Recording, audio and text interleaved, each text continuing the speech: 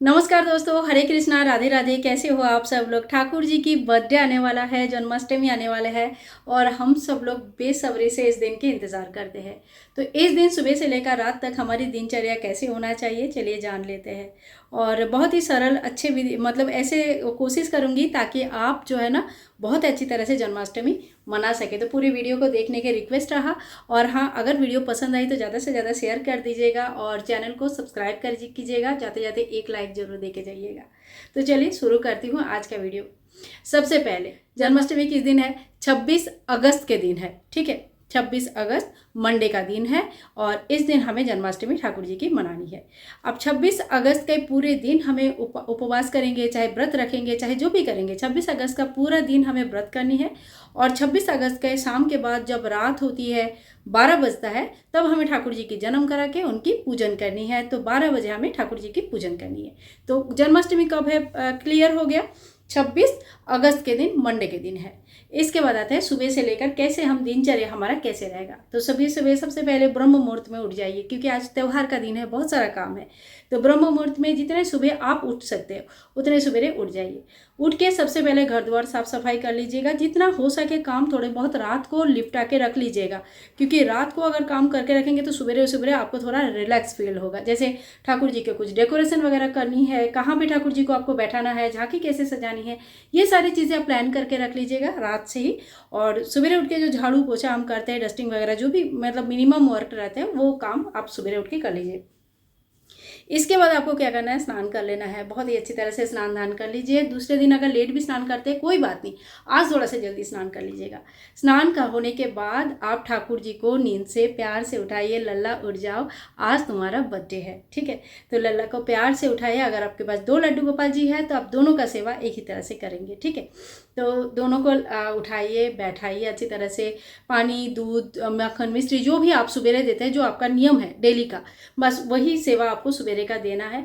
थोड़ी देर बाद आप भगवान का मंदिर का पूजा कर लीजिएगा। जैसे मतलब जो भी आपका मंदिर का जिस तरह से भी आप रेगुलर बेसिस पे पूजा करते हैं उस तरह से आप मंदिर का पूजा कर लीजिएगा। ठीक है, इसके बाद ठाकुर जी को स्नान कराइए। बढ़िया सा श्रृंगार करें, बहुत ही बढ़िया सा श्रृंगार करें। ठीक है, क्योंकि आज बर्थडे है तो बर्थडे के दिन चंदन का श्रृंगार करते हैं बहुत लोग। हाथ में कंगन होता है, कमर में कमरबंद होता है, पैरों में पायल होते हैं, मुकुट और अच्छा खासा एक ड्रेस पहनते हैं, हाथ में बांसुरी होती है, सिर पे मोर पंख होते हैं। तो इस तरह से आपका ठाकुर जी का बहुत अच्छी तरह से श्रृंगार कर लीजिएगा। झूला में बैठा सकते हैं इस दिन सुबह से। अच्छा, एक बात का ध्यान रखें, ठाकुर जी को भोग प्रसाद खिलाने के बाद ही आप झूले में बैठाइए। झूले में बैठ के जो है ना भोग प्रसाद नहीं खा पाते हैं तो भूखे रह जाएंगे। ठीक है, तो आप इसके बाद ठाकुर जी को बढ़िया झूले में बैठा दीजिए या सिंहासन में बैठा दीजिए। ठीक है, सुबेरे का पूजा आपका हो गया। इस समय आप ड्राई फ्रूट्स का भोग लगा सकते हैं, मिठाई के भोग लगा सकते हैं, फलों का भोग लगा सकते हैं, दूध का भोग लगा सकते हैं, दही, माखन, मिश्री इत्यादि भोग लगा सकते हैं। ठीक है, बहुत लोग पूरे दिन में कोई भी अन्न का भोग नहीं लगाते हैं, क्योंकि ठाकुर जी के उस दिन जन्म हो रहा है। तो जन्म होते ही बच्चे अन्न नहीं खाते हैं तो फलाहारी भोग देते हैं। अगर आप अन्न का भोग बनाते हैं तो देखिए ये संपूर्ण अपने अपने भाव होता है। तो आप मतलब जैसे पूजा करते हैं आप उस तरह से पूजा कर सकते हैं, कोई दिक्कत नहीं है। फिर पूजा अपने अपने भाव होता है।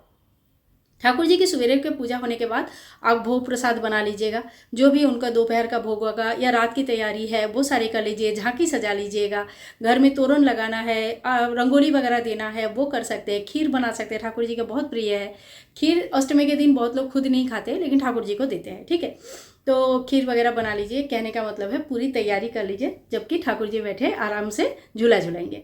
अब शाम के समय आपको करनी है संध्या आरती। संध्या आरती आप कर लीजिए। धूप दिखाइए, दीप दिखाइए, बढ़िया घंटी बजाइए, शंख ध्वनि कीजिए। बहुत अच्छी तरह से आरती करके थोड़ी सी ठाकुर जी को भोग लगा दीजिए। जैसे 1 गिलास दूध पिला दीजिए या जो भी ठाकुर जी को थोड़ा बहुत भोग लगा दीजिएगा इस समय। ठीक है, भोग लगाने के बाद लगभग 7 बजे के आसपास, जैसे शाम होने वाली है, 7 से लेकर 7:30 बजे तक आपको ठाकुर जी को एक टोकरी लेनी है। अगर आप जन्म कराना चाहते हैं तो, अगर आप जन्म नहीं कराना चाहते हैं तो एज इट इज़ जैसे आपका चल रहा है दिन भर का सेवा वैसे ही मतलब कंटिन्यू रखें।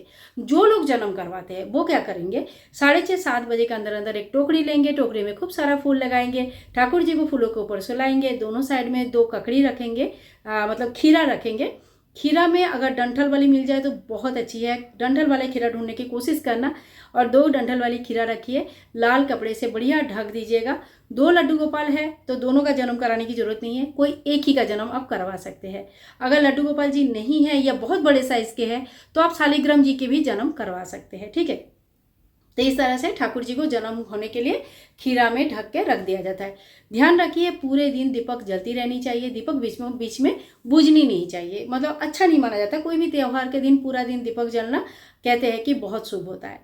इसके बाद आप बाकी जो भोग प्रसाद बनाए हैं ये आपने कान्हा किशोरी जी को भोग लगा सकते हैं। जो 56 भोग इस दिन बनता है बेसिकली राधा कृष्ण जी के लिए बनता है, वो किशोर स्वरूप में होते हैं, वो थोड़ा बड़े हैं तो उनको भोग लगते हैं। और ठाकुर जी को मेनली जो है ना बाल स्वरूप का भोग लगते हैं। तो भोग का भी बहुत सारा भोग बनाने के बाद भी भोग का भी अलग अलग हिसाब होती है। जो बाल स्वरूप भोग है जैसे हनी हो गया, मतलब मध शहद जिसको कहते हैं, ये हो गया, फलों का रस हो गया, फल हो गया, दूध माखन मिश्री वगैरह हो गया, दही हो गया, ये सारी चीज़ें ठाकुर जी को भोग लगती है। और कान्हा जी किशोरी जी को क्या भोग लगता है, जो भी पकवान आपने बनाया, जितने भी 56 भोग बनाया सारे कान्हा किशोरी जी को भोग लग जाता है, ठीक है। ये क्लियर हो गया। इसके बाद रात की 12 जैसे ही बजते हैं, डंग करके घड़ी में 12 बजते हैं, 12 बजने के साथ साथ हम कासर घंटा बजाते हैं, शंख ध्वनि देते हैं, तालियां बजते हैं, मंदिर में से भी आवाज़ आना शुरू हो जाता है। बड़ा ही मतलब एक इतनी प्यारा सा समय होता है ना, बहुत प्यारा होता है। तो हम लोग सब लोग बहुत ज़ोर ज़ोर से गाना गाते हैं, भजन गाते हैं, जो भी भजन आपको आता है वो भजन गाइए, गाना गाइए, ठीक है। और ठाकुर जी को फिर जो लाल कपड़ा आपने ढाका था वो लाल कपड़ा धीरे धीरे खोलिए, ठाकुर जी को फूलों के बीच में से धीरे से बाहर निकाल के रहिए। लाला आपका जन्म करवा रहे हैं, आप यहाँ पे पधारे, हमारे पूजा स्वीकार करें, इस तरह से आप ठाकुर जी को बुलाइए, ठीक है। फिर ठाकुर जी को पंचामृत स्नान करवाया जाता है, बढ़िया पंचामृत स्नान कराए, दूध से, दही से, शक्कर से, मधु से, घी से बढ़िया से स्नान कराए, ठीक है। और स्नान कराने के बाद उनको शुद्ध जल से फिर धोइए, फिर अच्छे से उनको अंगपोषण करिए, यानी कि पोंछ दीजिए ढंग से। पोंछने के बाद एक हल्का फुल्का पीला कलर का अगर मिल जाए तो बहुत अच्छा है, नहीं तो जो भी आपके पास है कॉटन का हल्का फुल्का ड्रेस पहनाइए। इस समय बहुत हेवी ड्रेस नहीं पहनाना चाहिए क्योंकि अभी अभी ठाकुर जी का जन्म हुआ है, ठीक है। तो इस समय हल्का फुल्का कोई एक ड्रेस पहनाइए। कोशिश कीजिएगा कि नया ड्रेस होगा तो अच्छा है, नहीं होगा घर पर ऑलरेडी बहुत सारे ड्रेसेस है, कोई बात नहीं, जो है आपके पास अब पहनाइए, कोई प्रॉब्लम नहीं है। तो ड्रेस पहनाइए, उसके बाद ठाकुर जी को धूप दिखाइए, दीप दिखाइए, फिर उनको सबसे पहले जो हनी होता है, जो मधु होता है ना, वो थोड़ी सा मुंह में लगा के चटाया जाता है। क्योंकि बच्चों को ना कहते हैं कि उनकी आवाज़, उनका ऐसे मिठास रहते हैं, संबंध में मिठास होती है, तो हनी बहुत अच्छा रहता है घर में लाने के लिए भी। इस दिन हनी लाना भी चाहिए। इसके ऊपर एक बहुत ही बढ़िया वीडियो मैं आप लोगों के साथ शेयर करने वाली हूँ, ठीक है। तो ये सारी चीज़ें होने के बाद ठाकुर जी की आप भोग लगा दीजिए, फिर लास्ट में आरती कर लीजिए। कथा पढ़नी है तो आप इस समय कथा भी पढ़ सकते हैं। और इसके बाद बहुत लोग क्या करते हैं, जैसे ठाकुर जी के जन्म हो गया, सब कुछ हो गया, उसके बाद ठाकुर जी को थोड़े देर बाद सुला जरूर दीजिएगा। हाँ, रात भर बैठा के मत रखिए, 12 बजे तक बेचारे अभी जन्म हुआ है तो इतने छोटे बच्चों को रात भर बैठा के तो रखना नहीं है।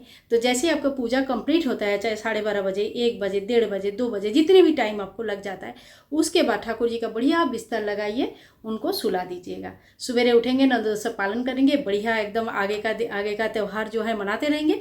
लेकिन ठाकुर जी को रेस्ट करना भी जरूरी है, तो उनको रेस्ट करवा दीजिएगा। अपना खाने पीने के लिए अगर आप लोग पूछ रहे हैं तो बहुत लोग इस समय ठाकुर जी की जन्म होने के बाद, उनको सुलाने के बाद उनका जो भोग प्रसाद है वो ग्रहण करते हैं। हम लोग भी जो फल या तो फिर जो पूरी वगैरह बनती है या जो भी प्रसाद बनता है वो मैं ग्रहण करती हूँ रात को, ठीक है, रात को उनकी जन्म होने के बाद। तो बहुत लोग क्या करते हैं, उस दिन कुछ भी नहीं खाते, अगले दिन सवेरे जो है खाना खाते हैं। तो ये देख लीजिएगा, अपना अपना घर का अलग अलग नियम होता है। जो भी नियम आप इतने सालों से फॉलो करके आ रहे हैं, आप उस हिसाब से नियम को फॉलो कीजिएगा। तो ये है पूरा दिन का दिनचर्या जो मैं कोशिश किया है आप लोगों को 10 मिनट के अंदर अंदर बताने के लिए। 24 घंटे का, 12 घंटे का दिनचर्या। तो मतलब मेरी कोशिश अगर थोड़ा सा भी रंग लाई है, थोड़ा सा भी आप लोगों के लिए हेल्पफुल लगा है तो please like, share and comment, channel को सब्सक्राइब करके रखिएगा। जन्माष्टमी की बहुत बहुत शुभकामनाएं। मिलूंगी नेक्स्ट वीडियो में, तब तक के लिए हरे कृष्णा, राधे राधे।